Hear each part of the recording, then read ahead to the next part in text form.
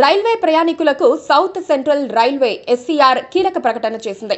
April, మే నెలల్లో ఆంధ్రప్రదేశ్, తెలంగాణ రాష్ట్రాల్లో రాకపోకలు సాగించే 32 రైళ్లను రద్దు చేస్తున్నట్లు ప్రకటించింది.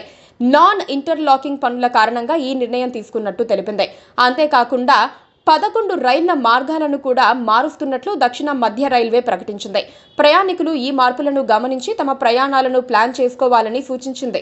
సౌత్ ఈస్ట్ సెంట్రల్ రైల్వేలోని కొటార్లియా స్టేషన్లో ఇంటర్లాకింగ్ పనులు జరుగుతున్నాయి. దీని కారణంగా 2 రైళ్లను రద్దు చేస్తున్నారు. సికింద్రాబాద్ దర్భంగా 17007 రైలు ఏప్రిల్ 8, 12, 15, 19, 22 తేదీల్లో రద్దు చేస్తున్నట్టు ప్రకటించగా, దర్భంగా సికింద్రాబాద్ 17008 రైలు ఏప్రిల్ 11, 15, 18, 22, 25 తేదీల్లో రద్దు చేసింది దక్షిణ మధ్య రైల్వే.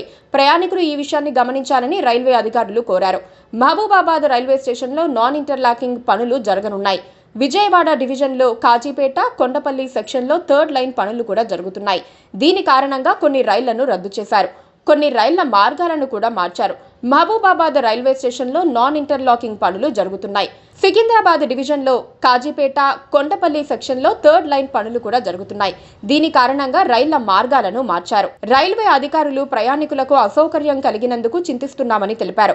పనులు పూర్తయిన తర్వాత రైళ్లు తిరిగి సాధారణ మార్గంలో నడుస్తాయని చెప్పారు. ప్రయాణికులు తమ ప్రయాణాన్ని ముందు రైల్వే శాఖ వెబ్సైట్లో లేదా ఇతర సమాచారం మార్గాల ద్వారా తమ రైలు వివరాలను తెలుసుకోవాలని సూచించారు. Please subscribe to KTV Telugu. KTV Telugu. KTV Telugu. KTV Telugu channel.